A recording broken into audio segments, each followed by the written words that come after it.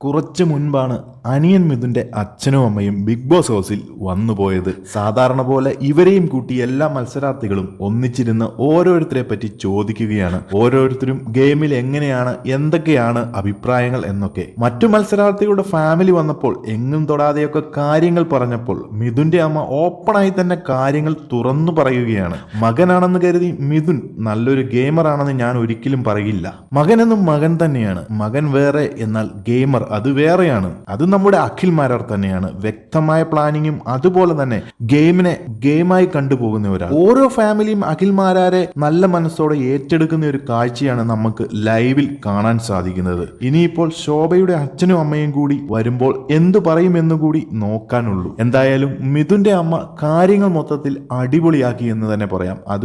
അതുപോലെ തന്നെ കിളി പോയിരിക്കുന്ന മറ്റു മത്സരാർത്ഥികൾക്ക് അതിന്റെ മേൽ ഒരു പ്രഹരം കൂടിയാണ് മിഥുന്റെ ഫാമിലിയുടെ വാക്കുകൾ.